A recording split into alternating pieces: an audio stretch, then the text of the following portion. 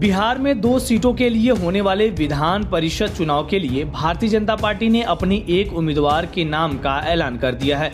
Party ने राष्ट्रीय प्रवक्ता सैयद शाहनवाज हुसैन को विधान परिषद का उम्मीदवार बनाया है। भाजपा नेता और राज्य के पूर्व उप मुख्यमंत्री सुशील मोदी और विनोद नारायण झा के इस्तीफा देने के बाद से बिहार विधान परिषद की 2 सीटें खाली हुई हैं। सुशील मोदी अब राज्यसभा जा चुके हैं, तो वहीं पिछले साल हुए चुनाव में जीत हासिल कर विनोद नारायण झा विधायक बनकर विधानसभा पहुंच चुके हैं। बता दें कि 6 जनवरी को निर्वाचन आयोग ने बिहार विधान परिषद उपचुनाव की घोषणा कर दी थी। 11 जनवरी को अधिसूचना जारी कर दिया गया था। वहीं नामांकन दाखिल करने के लिए 18 जनवरी तक का समय है। 28 जनवरी को सुबह 9 बजे से शाम 4 बजे तक मतदान होगा और उसी दिन नतीजे घोषित किए जाएंगे। आपको बता दें कि भाजपा के राष्ट्रीय प्रवक्ता सैयद शाहनवाज हुसैन 2 दफे सांसद रहने के साथ ही केंद्र में कैबिनेट मंत्री भी रह चुके हैं। वाजपेयी सरकार में उन्हें कैबिनेट मंत्री का पद मिला था, लेकिन नरेंद्र मोदी के सत्ता में आने के बाद वे अलग थलग पड़े थे। पार्टी ने उन्हें हालिया दिनों में काम पर लगाया था। इसके साथ ही हुसैन की चुनावी राजनीति में भी वापसी हो गई है। साल 2014 के लोकसभा चुनाव में हार के बाद ये पहला मौका है जब वो चुनाव मैदान में उतरेंगे। साल 2014 में वो भागलपुर से लोकसभा का चुनाव हार गए थे, जबकि 2019 में उन्हें पार्टी ने टिकट नहीं दिया था।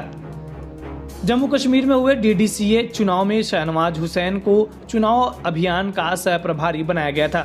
इस चुनाव में भाजपा ने संतोषजनक प्रदर्शन किया था। इसके बाद यह अंदाजा लगाया जा रहा था कि उन्हें पार्टी की ओर से इनाम दिया जा सकता है, लेकिन सियासी हलके में ये सवाल उठ रहा है कि शाहनवाज हुसैन को कैसा इनाम दिया गया है।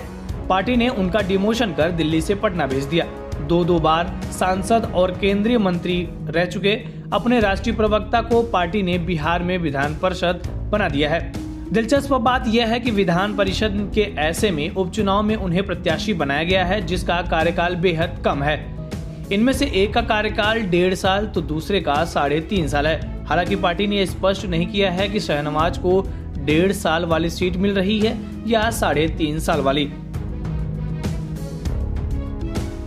बिहार में विधान परिषद के जिन 2 सीटों के लिए उपचुनाव हो रहे हैं, वे दोनों सीटें भाजपा की हैं, लेकिन भाजपा ने सिर्फ एक सीट पर उम्मीदवार घोषित किया है। ऐसे में चर्चा यह है कि मुकेश सहनी के लिए दूसरी सीट छोड़ी जा सकती है। मुकेश सहनी को चुनाव के पहले विधान परिषद की सीट देने का वादा किया गया था। मुकेश सहनी इस उम्मीद में थे कि राज्यपाल कोटे से उन्हें 6 साल के लिए विधान पार्षद बनाया जाएगा, लेकिन जानकार बता रहे हैं कि उन्हें विधान परिषद उपचुनाव वाली सीट दी गई है।